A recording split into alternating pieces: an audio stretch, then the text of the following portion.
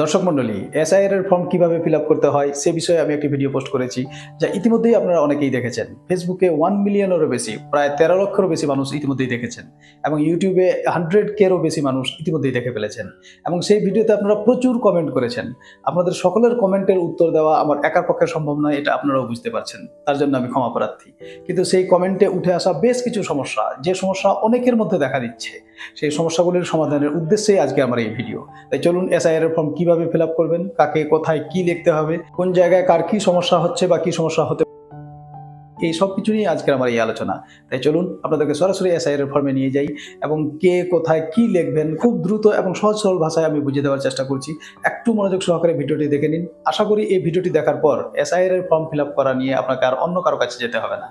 তাহলে চলুন মূল আলোচনাটি শুরু করি। কিন্তু তার আগে আপনাদের কাছে একটা ছোট্ট আবেদন, আপনারা যারা আমার এই চ্যানেলে প্রথম এসেছেন, চ্যানেলটি সাবস্ক্রাইব করুন, আর ফেসবুকে দেখলে ফেসবুক পেজটিও ফলো করে নিন। এবং আপনাদের অবগতির জন্য বলে রাখি, এটি আমার একটি শিক্ষামূলক চ্যানেল, যেখানে আমি ইংরেজি নিয়ে আলোচনা করে থাকি। তাই আপনাদের যদি ইংরেজি শেখার প্রয়োজন হয়, বা আপনার সন্তান সন্ততি, ভাই বোন, আত্মীয় স্বজন কারো যদি ইংরেজি শেখার প্রয়োজন হয়, তাহলে অবশ্যই এই চ্যানেলটি সম্পর্কে বলবেন। চলুন এবার স্ক্রিনে লক্ষ্য করুন, এই হচ্ছে আপনার এসআইআর এর ফর্ম, যেটা আপনারা ইতিমধ্যেই পেয়ে গেছেন, আর না পেলেও 2-1 দিনের মধ্যেই পেয়ে যাবেন। আমি প্রথমেই বলে নিই যে যারা আপনারা এসআইআর এর ফর্ম পূরণ করবেন, প্রথমে এসআইআর এর ফর্মটাকে জেরক্স করবেন। আপনি প্রথমে ওই জেরক্সে ফিল আপ করবেন। জেরক্সে ফিল আপ করার পর আপনি কাউকে দেখাবেন, মিলাবেন, বা আপনার বিএলও একবার ভেরিফাই করাতে পারেন। তারপর যখন আপনি একদম শিওর হয়ে যাবেন যে হ্যাঁ এই সব তথ্যগুলি ঠিক আছে, তারপরে আপনি সেটা দেখে অরিজিনাল ফর্ম ফিল আপ করবেন। এবার চলুন দেখে নিই। দেখবেন সব উপরে এই যে এখানে 5টি ঘর আছে, প্রথম 4টি ঘরে আপনাদের এখানে কোনো কিছু করার দরকার নেই, এটা আগে থেকেই ছাপানো থাকবে। যার নামে ফর্ম তার এখানে সব তথ্য দেওয়া থাকবে। পাশে লক্ষ্য করুন, 5 নম্বর ঘরটাতে লেখা আছে সাম্প্রতিক ফটো সাটন, অর্থাৎ সাম্প্রতিক কালে তোলা, ইদানিং কালে তোলা আপনার এখানে একটি ফটো সাটাতে হবে। তবে লক্ষ্য রাখবেন ফটোটা যেন রঙিন হয় এবং তার ব্যাকগ্রাউন্ড, তার পিছনের অংশটা যেন সাদা হয়। এবং মহিলারা যারা পর্দা করেন বা যারা ওড়না পরেন, তারা লক্ষ্য রাখবেন ছবি তোলার সময় যেন পুরো মুখমণ্ডল ভালোভাবে আসে, এবং ওড়না পরলে কানের পিছন থেকে ওড়নাটা নেবেন, যেন কান সহ মুখমণ্ডলের ছবি ভালোভাবে দেখা যায়। বুঝাতে পারলাম? এবার নিচে আসুন। আপনার এই যে অংশটা দেখতে পাচ্ছেন, এই অংশটি সকলকেই ফিল আপ করতে হবে। 2002-এর ভোটার লিস্টে আপনার নাম থাকুক আর না থাকুক। এবং এই ঘরটি পূরণ করার সময় আপনার বর্তমান যে ডেটা, অর্থাৎ 2025 সালের ভোটার লিস্ট অনুসারে আপনার যা যা তথ্য, সেই তথ্যগুলি আপনি এখানে দিবেন। এবার প্রশ্ন হলো যে ফর্ম ফিল আপ কোন ভাষায় করব। অনেকে ভাষা নিয়ে সমস্যায় পড়ে আছেন, বাংলায় না ইংরেজিতে। আমি বলি আপনি যে কোনো ভাষায় করতে পারেন। বাংলায় করতে পারলে বাংলায় করুন, ইংরেজিতে করলে ইংরেজিতে করুন।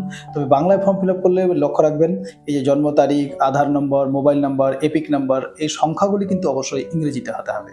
তবে আমার ব্যক্তিগত মতামত যে আপনি ইংরেজিতে পারলে ইংরেজিতেই করবেন, কারণ আপনার বিএলওর কাছে যে অ্যাপটা দেওয়া আছে, যেই অ্যাপে আপনার এই তথ্যগুলি তারা আপলোড করবেন, এন্ট্রি করবেন, ওদের কাছে কিন্তু ইংরেজিতেই আছে। বোঝা গেল? আপনি বাংলাতে লিখলেও ওদের কাছে যে অ্যাপটা দেওয়া আছে, সেই অ্যাপে আপনার সব তথ্য ইংরেজিতে আছে। সুতরাং আমার ব্যক্তিগত মতামত যে ইংরেজিতে করতে পারলে সব থেকে ভালো, না পারলে আপনি বাংলাতেই করবেন। তবে ভাষা কোনো সমস্যা নয়, অহেতুক এটা নিয়ে চিন্তিত হবেন না। হলো? প্রথমে আসি জন্ম তারিখ। তাহলে 2025 সালের ভোটার লিস্টে আপনার যে জন্ম তারিখটি আছে, আপনি এখানে সেটা লিখবেন। যদি ভুল থাকে আপনি ভুলটাই লিখবেন। এবং কারো ভোটার কার্ডে দেখা গেছে শুধু বয়স দেওয়া আছে, জন্ম তারিখ নেই। তারা আপনার অ্যাকচুয়াল যে জন্ম তারিখ, অন্যান্য ডকুমেন্টসে যেটা আছে, Aadhaar card, PAN card, marksheet, admit ইত্যাদি, আপনি সেই জন্ম তারিখ এখানে লিখবেন। নচেত আপনার বয়স অনুসারে আপনি ব্যাক ডেটে হিসাব করে আপনি আপনার জন্ম তারিখ এখানে লিখতে পারেন। যদি বয়সটাকে হিসাব করে আপনি এখানে জন্ম তারিখ লেখেন, তাহলে যেই বছরটা বের হবে ওই বছরের 1-1 দিয়ে ওই বছরটা এখানে লিখবেন। ধরুন আমার ব্যাক ডেটে হিসাব করতে গিয়ে আমার জন্ম তারিখ বের হলো 1984, তাহলে আমি এখানে লিখবো 1-1-1984। বুঝতে পারলাম? যেহেতু আপনার ওখানে শুধু সাল দেওয়া আছে, জন্ম তারিখ নেই। তবে আমার মতে আপনার যেটা অ্যাকচুয়াল জন্ম তারিখ, আধার কার্ড, প্যান কার্ড বা অ্যাডমিট, মার্কশিট অন্য কোথাও দেওয়া আছে, আপনি এখানে সেটাই দিবেন। হলো এটা? এবার আসুন আধার নম্বর। আধার নম্বরে যাদের আধার কার্ড আছে অবশ্যই এখানে আধার নম্বরটা দিবেন, যদিও এখানে ঐচ্ছিক লেখা আছে, কিন্তু নম্বর দিবেন। এবার মোবাইল নাম্বার, এখানে আপনি আপনার একটা মোবাইল নাম্বার দিয়ে দিবেন। এবার আসুন পিতা বা অভিভাবকের নাম। এই জায়গাটাতে প্রচুর প্রশ্ন এসেছে। আমি আপনাদেরকে বলি, বিশেষ করে বিবাহিতা মহিলাদের ক্ষেত্রে এসেছে। 2025 সালে একজন বিবাহিতা মহিলা যার ভোটার কার্ডে স্বামীর নাম দেওয়া আছে, তিনি এখানে অভিভাবক হিসাবে স্বামীর নাম দিতে পারবেন কিনা। আমি বলি এখানে অবশ্যই সকলেই পিতার নাম লিখবেন, বিবাহিত হলেও বিবাহিত না হলেও। কারণ আপনারা যদি নিচে লক্ষ্য করেন, দেখবেন স্বামীর নাম লেখার আলাদা ঘর এখানে আছে। তাহলে আপনি ভাবুন, আপনি স্বামীর ঘরেও স্বামীর নাম লিখছেন, অভিভাবকের ঘরেও অভিভাবকের নাম লিখছেন, ভালো কথা, কিন্তু আপনার পিতাকে, আপনার জন্মদাতাকে, সেটা কি করে প্রমাণ? তাই পিতার ঘরে এখানে পিতা লিখুন এবং স্বামীর ঘরে আপনারা স্বামীর নাম লিখবেন। তাহলে দুটোই হয়ে গেল, পিতার নামও থাকলো, স্বামীর নামও থাকলো। বুঝাতে পারলাম? আমি একবার বলে নিই, 2025 সালের ভোটার কার্ডে যে সমস্ত বিবাহিতা মহিলার স্বামীর নাম দেওয়া আছে, স্বামীর নাম দেওয়া থাকা সত্ত্বেও আপনি এখানে পিতার নাম লিখবেন, আর নিচে স্বামীর ঘরে আপনি আপনার স্বামীর নাম লিখবেন। আশা করি বুঝে গেছেন। এবারে তারপরে পিতার এপিক নাম্বার, আপনার বাবার যদি এপিক নাম্বার থাকে তাহলে এখানে লিখবেন। এবার কারো পিতা যদি মারা গিয়ে থাকেন, 2025 সালের আগেই মারা গেছেন, বা 2025 সালের ভোটার লিস্টে তার নাম নেই, তাহলে ওই ক্ষেত্রে এপিক নাম্বার এখানে দেওয়ার দরকার নেই। কিন্তু যদি তারপরেও দিয়ে দেন তাতে কোনো সমস্যা হবে না। বুঝতে পারলাম। তারপরে আসুন মায়ের নাম। আপনার মায়ের নাম এখানে দিবেন, মায়ের এপিক নাম্বার দিবেন। যদি মা মারা গিয়ে থাকেন তাহলে আর এপিক নাম্বার দেওয়া দরকার নেই, যদি দিয়েও বা দেন তাতে সমস্যা হবে না। এবার আসুন স্বামী বা স্ত্রী, অর্থাৎ যে সমস্ত মহিলাদের বিয়ে হয়ে গেছে সেই বিবাহিতা মহিলারা তার স্বামীর নাম লিখবেন এখানে, আর বিবাহিত পুরুষরা তার স্ত্রীর নাম লিখবেন। হলো। এবার কেউ একজন প্রশ্ন করেছিলেন যে ওনার স্বামীর সঙ্গে ডিভোর্স কেস চলছে, এখনো ডিভোর্স হয়নি, কেস চলছে, তাহলে ওই ক্ষেত্রে কি তিনি স্বামীর নাম লিখবেন না লিখবেন না? দেখুন, আইনগতভাবে যেহেতু এখনো ডিভোর্স হয়নি, তাহলে আপনাকে এখানে স্বামীর নাম লিখতে হবে। আর আমি বলি, আপনি এখানে স্বামীর নাম লিখুন আর না লিখুন, আপনার 2025 সালের ভোটার কার্ডে যদি স্বামীর নাম দেওয়া থাকে, তাহলে আপনার নতুন যে ভোটার তালিকা বের হবে ওখানেও আপনার স্বামীর নাম দেওয়া থাকবে। সুতরাং এখানে আপনি আপনার স্বামীর নাম লিখবেন। এবার অনেকেই বলছেন যে বয়স্ক মহিলা যাদের স্বামী মারা গেছে তারা কি করবেন এখানে? আচ্ছা, স্বামী মারা যাক, কিন্তু আপনার স্বামী ছিল তো, তাহলে যেহেতু আপনার স্বামী ছিল, মারা গেছেন, আপনি এখানে স্বামীর নাম লিখুন, তাতে কোনো সমস্যা নেই, আপনি লিখতে পারেন। তাতে একটা প্রমাণ থাকবে যে উনি আপনার স্বামী, বা আপনি ভবিষ্যতে অন্য কোনো প্রয়োজনে আপনি প্রমাণ করতে পারবেন যে এই নামে আপনার স্বামী ছিল। বুঝতে পারলাম। তারপরে স্বামীর এপিক নাম্বার, স্বামী যদি বর্তমানে থাকেন তাহলে তার এপিক নাম্বার দিবেন, যদি না থাকেন তাহলে এপিক নাম্বার দেওয়া দরকার নেই। তাহলে এই বন্ধনের মধ্যে এই ঘরগুলি, এগুলি কমন, এটি সকলকেই ফিল আপ করতে হবে যার নামে ফর্ম এসছে। হলো। এবার এসুন নিচের এই দুটি ঘর। এই জায়গাটা খুবই গুরুত্বপূর্ণ, একটু ঠান্ডা মাথায় বোঝার চেষ্টা করুন। যার নামে ফর্ম এসছে, মানে এই ফর্মটি যার, তার নিজের নাম যদি 2002 এর ভোটার লিস্টে থাকে, তাহলে উনি বাম দিকের এই ঘরটি ফিল আপ করবেন, ডান দিকের ঘরে তাকে কিচ্ছু করতে হবে না। এখানে অনেকের প্রশ্ন রয়ে গেছে যারা 2002 সালের পরে অন্য রাজ্য থেকে এই রাজ্যে এসছে। অনেকেই বিহারের আছেন যাদের এই রাজ্যে বিয়ে হয়েছে, ঝাড়খণ্ডের আছেন এই রাজ্যে বিয়ে হয়েছে। আমি তাদের কথা বলি। 2002 এই জন্যই বলা হয়েছে যে আমাদের পশ্চিমবঙ্গে 2002 সালে শেষ এসআইআর হয়েছিল। কিন্তু কেউ যদি 2002 সালের পরে অন্য রাজ্য থেকে এই রাজ্যে এসে ভোটার তালিকায় নাম তোলেন, তাহলে ওই ক্ষেত্রে আপনি যেই রাজ্য থেকে এসছেন, ওই রাজ্যে শেষবার যখন এসআইআর হয়েছিল, যেমন বিহারে 2003 সালে হয়েছিল, তো শেষবার যখন এসআইআর হয়েছিল, ওই শেষবারের এসআইআর এর ভোটার তালিকা অনুসারে, ভোটার লিস্ট অনুসারে আপনাকে এখানে তথ্যগুলি দিতে হবে। অর্থাৎ আপনি যে রাজ্য থেকে এসছেন, ওই রাজ্যে শেষবার যখন এসআইআর হয়েছিল, সেই বছরের ভোটার তালিকায় যদি আপনার নাম থাকে, তাহলে আপনি এই বাম দিকের ঘরটি পূরণ করবেন।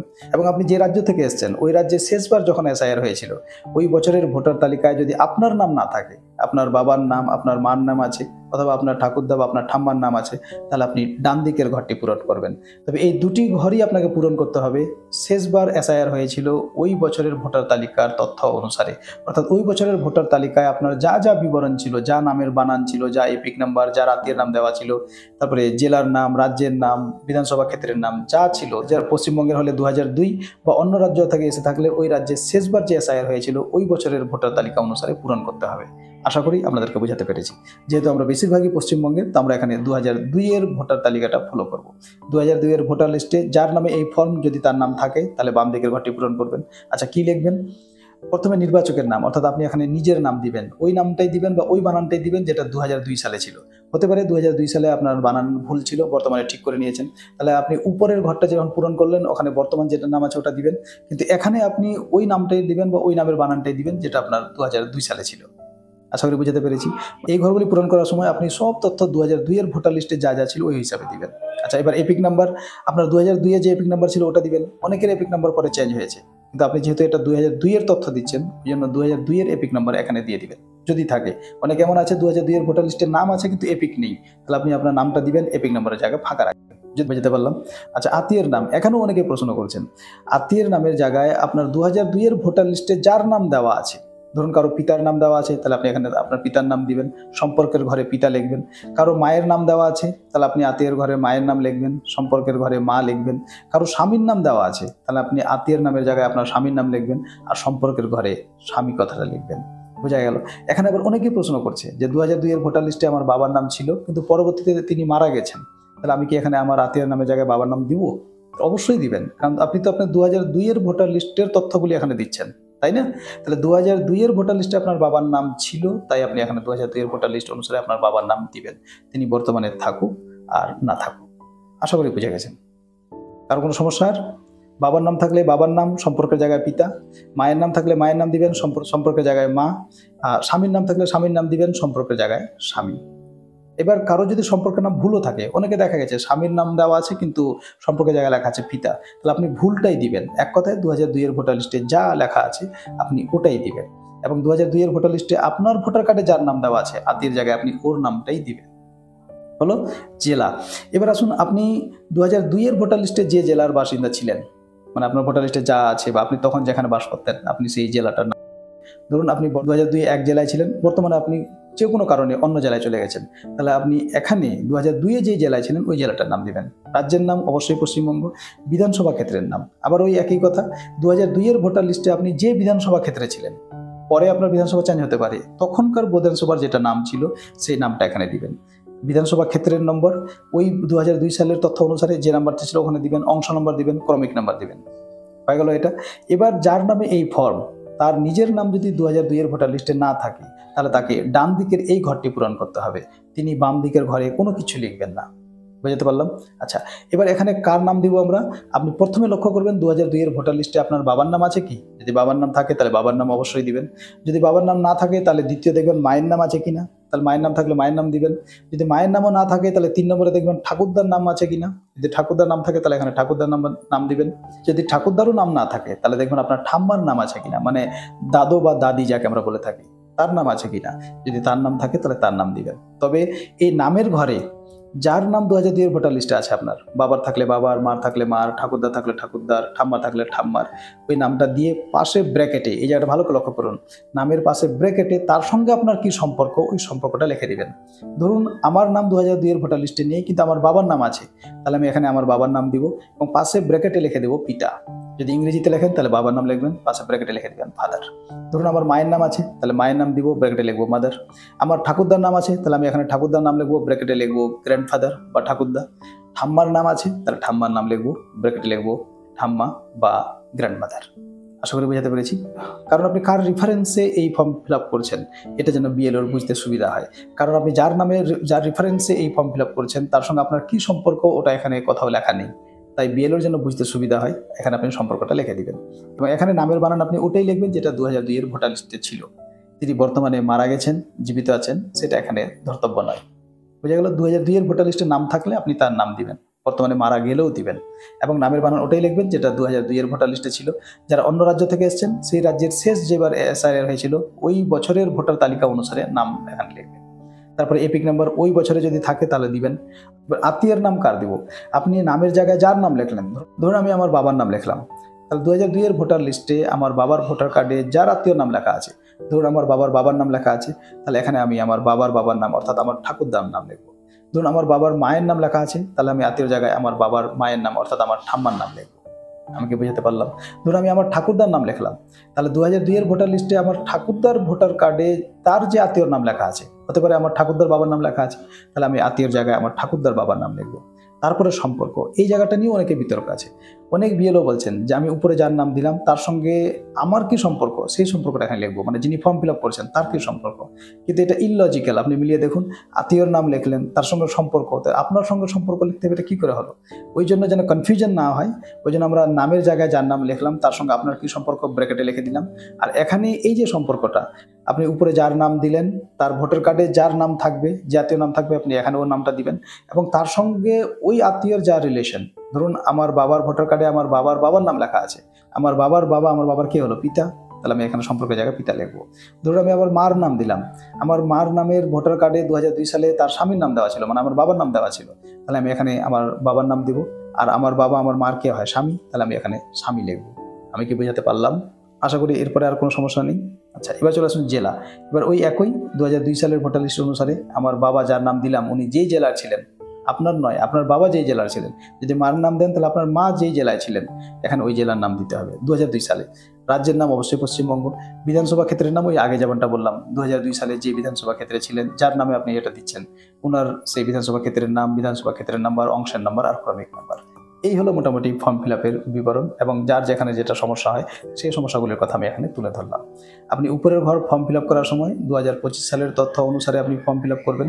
আর যার নাম দিচ্ছেন বা যার এপিক নাম্বার দিচ্ছেন তিনি বর্তমানে বেঁচে আছেন না নেই সেটা দেখার বিষয় নয়। নিচের এই দুটি ঘরের মধ্যে যখন যে কোনো একটা আপনি পূরণ করছেন, তাহলে এখানে আপনি যে তথ্যগুলি দিবেন 2002 সালের তথ্য অনুসারে দিবেন, 2002 সালের ভোটার লিস্ট অনুসারে দিবেন।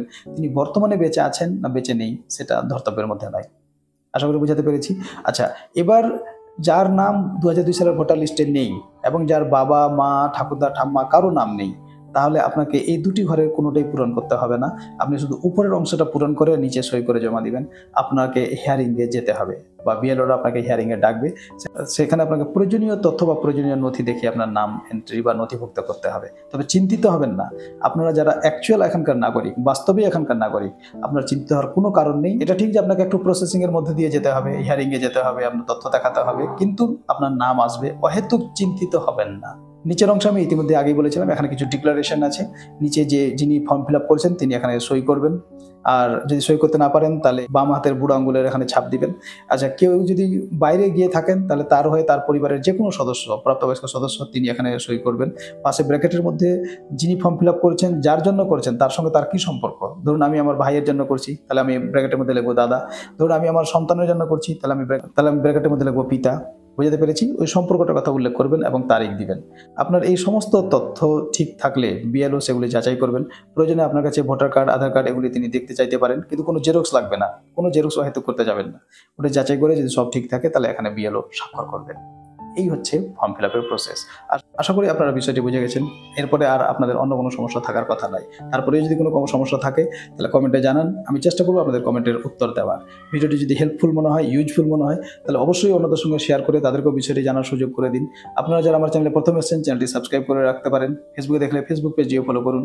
আর যারা আপনারা ইংরেজি শিখছেন বা ইংরেজি বিভিন্ন চাকরি পরীক্ষায় বসছেন বা আপনার সন্তান সন্ততি আত্মীয় স্বজন কেউ যদি বসে থাকেন, তাহলে এই চ্যানেলে আমি নিয়মিত ইংরেজি ক্লাস নিয়ে থাকি। আপনারা চ্যানেলটি সাবস্ক্রাইব করতে পারেন এবং তাদেরকে এই চ্যানেলটি সম্পর্কে বলতে পারেন। সকলকে অশেষ ধন্যবাদ। ভালো থাকবেন, সুস্থ থাকবেন।